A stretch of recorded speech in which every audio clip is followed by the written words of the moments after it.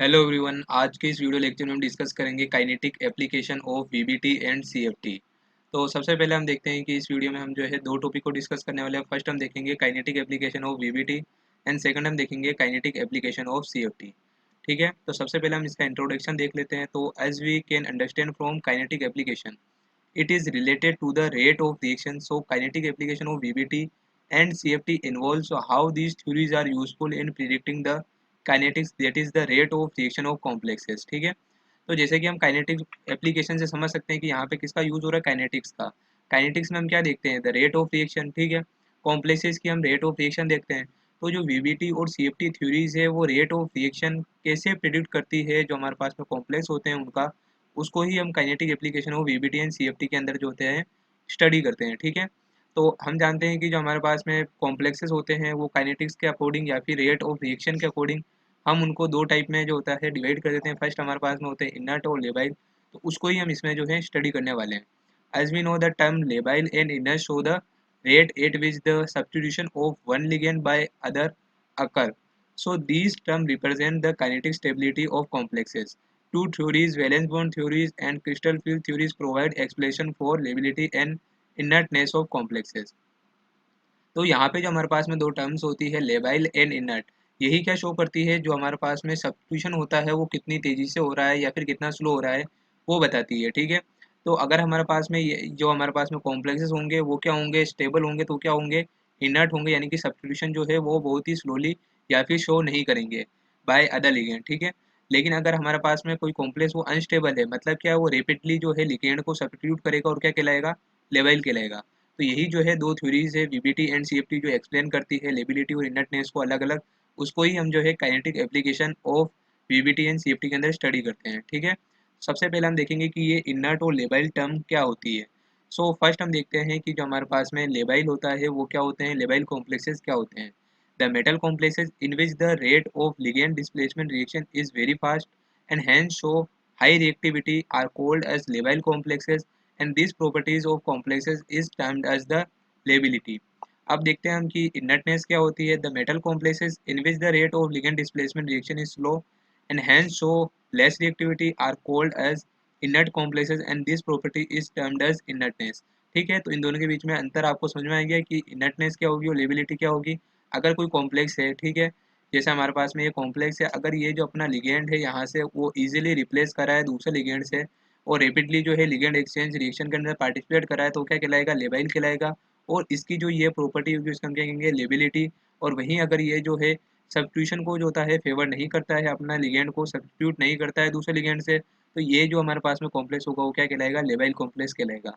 और ये जो हमारे पास में प्रॉपर्टी होगी उसका हम क्या कहेंगे, ये कॉम्प्लेक्स हमारे पास में क्या कहलाएगा, इनर्ट कॉम्प्लेक्स कहलाएगा। और ये जो हमारे पास में प्रॉपर्टी होगी उसको हम क्या कहेंगे, इनर्टनेस कहेंगे। ठीक है, अब देखते हैं हम काइनेटिक एप्लीकेशन ऑफ वीबीटी, यानी कि जो वीबीटी है वो इनर्टनेस और लेवल लेंस को किस तरह से एक्सप्लेन करती है। सो अकॉर्डिंग टू वीबीटी हमारे पास में दो तरह के कॉम्प्लेक्स होते हैं, एक तो होता है हाई स्पिन कॉम्प्लेक्सेस, एक होता है हमारे पास में लो स्पिन कॉम्प्लेक्सेस। ठीक है, हाई स्पिन कॉम्प्लेक्सेस को हम क्या कहते हैं, आउटर ऑर्बिटल कॉम्प्लेक्सेस, और लो स्पिन को हम इनर ऑर्बिटल कॉम्प्लेक्सेस भी कहते हैं। तो यहाँ पे जो है ये थ्योरी बताती है कि जो हमारे पास में लेबाइल कॉम्प्लेक्स होते हैं वो क्या होते हैं, आउटर ऑर्बिटल कॉम्प्लेक्सेस होते हैं। लेकिन जो इनर ऑर्बिटल कॉम्प्लेक्सेस हैं वो लेबाइल और इनर दोनों में से कोई भी हो सकते हैं, डिपेंड करता है उसके इलेक्ट्रॉनिक कन्फिग्रेशन पे। ठीक है, तो फर्स्ट हम देखते हैं आउटर ऑर्बिटल कॉम्प्लेक्सेस। तो जो हमारे पास में आउटर ऑर्बिटल कॉम्प्लेक्स होते हैं वो क्या होते हैं, sp3d2 हाइब्रिडाइजेशन वाले कॉम्प्लेक्सेस होते हैं। In these complexes ligands are more distance situated from the nucleus of the central metal atom. As a result breaking of metal leaving ligand bond is would be easier and displacement will be follow via dissociative mechanism and complex are labile in nature। ठीक है, तो ये वाले complex जो है हमारे पास में outer orbital complex में आउटर डी ऑर्बिटल का यूज हो रहा है, इसलिए इनका हाइब्रिडेशन क्या होता है, sp3d2। और इस वाले जो हमारे पास में कॉम्प्लेक्सेस होते हैं उसमें जो हमारे पास में सेंट्रल मेटल एटम होता है और जो लिगेंड होते हैं उनके बीच में डिस्टेंस भी क्या होती है, ज़्यादा होती है। तो इसलिए जो हमारे पास में लिगेंड का डिसोसिएशन होता है वो इजीली हो जाता है। और जो मैकेनिज्म फॉलो होता है वो कौन सा होता है, डिसोसिएटिव मैकेनिज्म होता है। एग्जाम्पल की बात करते हैं हम, तो उसका एग्जाम्पल होता है FeH2O6+2। क्योंकि जो H2 है वो क्या है, एक जो हमारे पास में है वीक फील्ड लिगेंड है, इसलिए यहाँ पे जो कॉम्प्लेक्स बनेगा वो क्या बनेगा, हाई स्पिन कॉम्प्लेक्स बनेगा। ठीक है, तो ऐसे जो हमारे पास में कॉम्प्लेक्स होंगे वो क्या होंगे, लेबाइल होंगे नेचर के अंदर। सेकंड हमारे पास में कॉम्प्लेक्स आते हैं जो आते हैं हमारे पास में इनर ऑर्बिटल कॉम्प्लेक्सेस। सो ये हमारे पास जो कॉम्प्लेक्सेस होते हैं उनका हाइब्रिडेशन क्या होता है, D2sp3, यानी कि इसमें इनर जो हैं डी ऑर्बिटल का यूज़ किया जा रहा है, ठीक है।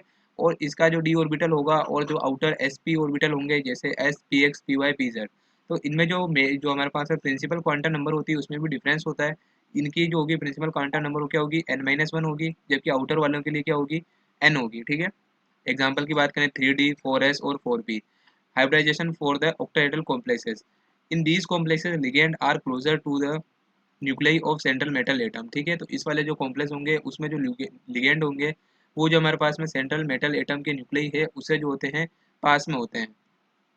सो हमारे पास में जो बॉन्ड होता है वो क्या होता है, स्ट्रोंगर हो जाता है एंड स्टेबल होता है।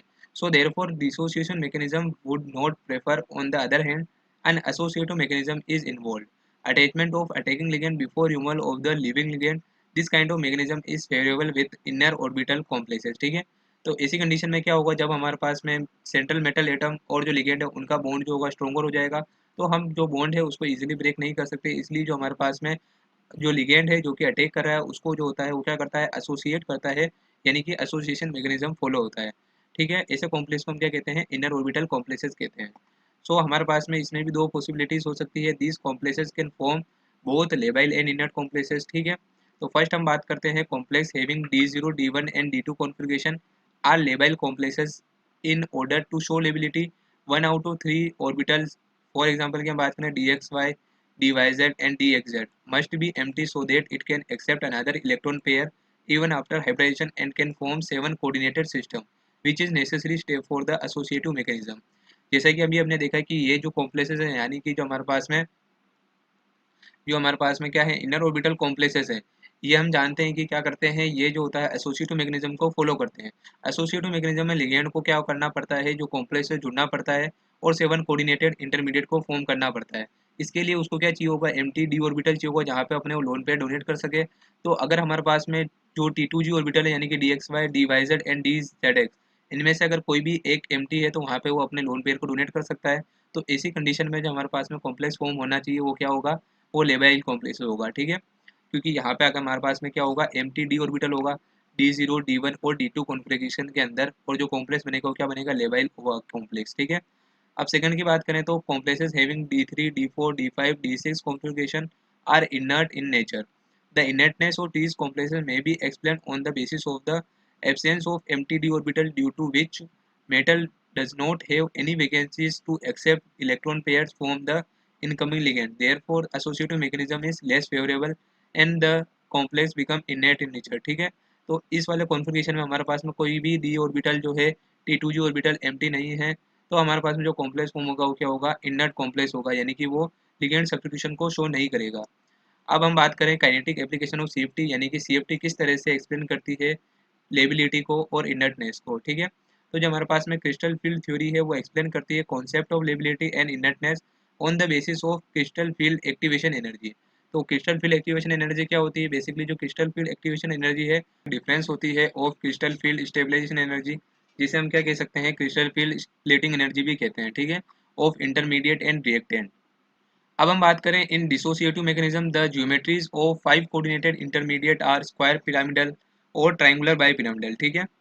तो जो हमारे पास में ऑक्टाइडल कॉम्प्लेक्सेस होता है, अगर उसमें डिसोसिएटिव मैकेनिज्म फॉलो हो रहा है तो उसमें हमारे पास में क्या बनेगा, 5 कोऑर्डिनेटेड इंटरमीडिएट बनेगा, जिसकी जो हमारे पास में ज्योमेट्री होगी वो स्क्वायर पिरामिडल भी हो सकती है और ट्रायंगुलर बाई पिरामिडल भी हो सकती है, ठीक है। तो इस तरह से जो होती है इसकी ज्योमेट्री हमारे को दिखाई देती है। अब हम बात करें इन एसोसिएटिव मैकेनिज्म, तो हमारे पास में एसोसिएटिव मैकेनिज्म के अंदर एक और लिगेंड जो होता है कॉम्प्लेक्स में ऐड हो जाता है, जिससे हमारे पास में क्या बनता है, 7 कोऑर्डिनेटेड इंटरमीडिएट फॉर्म होता है, जिसकी ज्योमेट्री क्या होती है, पेंटागोनल बाईपिरामिडल शेप की होती है, ठीक है। कुछ इस तरह की जो होती है हमारे पास में इसकी ज्योमेट्री होती है पेंटागोनल बाईपिरामिडल। अब हम बात करें if the value of CFSE for any of the intermediate is higher than that of the reactant, then the complex will be labile, but if the CFSE value of any of the intermediate is lower than the reactant then the complex will be inert, ठीक है। तो complex labile कब होगा और inert कब होगा ये depend करता है CFSE वैल्यू पे। अगर CFSE वैल्यू इंटरमीडिएट की क्या है, हाइयर है रिएक्टेंट से, तो कॉम्प्लेक्स क्या होगा, लेबाइल होगा। लेकिन अगर CFSE वैल्यू जो है इंटरमीडिएट की वो कम है रिएक्टेंट से, तो हमारे पास में जो कॉम्प्लेक्स होगा वो क्या होगा, इनर्ट होगा, ठीक है। और अब दूसरी जो कंडीशन ये होती है कि अगर हमारे पास में मोर नेगेटिव वैल्यू है ऑफ द CFE यानी कि crystal field activation energy, more will be the chances of formation of intermediate and therefore more label complex will be, ठीक है। अगर नेगेटिव वैल्यू होती है CFAE की तो हमारे पास में कॉम्प्लेक्स क्या होते हैं, लेबल होते हैं। अगर अब हम बात करते हैं कि जो हमारे पास में कॉम्प्लेक्स कौन कौन से इनर्ट होंगे और लेबल होंगे। तो according to CFT in dissociative mechanism, complex containing metal ion with D3 and D8 are inert in both their low spin and high spin state, while D4, D5, D6 arrangement are inert in low spin state only। क्योंकि high spin state में क्या होगा कि जो हमारे पास में easy orbital है उसके अंदर भी क्या होंगे, इलेक्ट्रॉन चले जाएंगे, और जो हमारे पास में कॉम्प्लेक्स होंगे वो क्या हो जाएंगे, लेबल इन नेचर हो जाएंगे। लेकिन अभी हमने यहाँ पे D8 की बात करी तो मैंने आपको जो इनर्ट और लेबल वाला कॉम्प्लेक्स का जो वीडियो था उसमें एक्सप्लेन किया था कि जो D8 होता है कॉन्फ़िगरेशन वो इनर्ट क्यों होता है, ठीक है।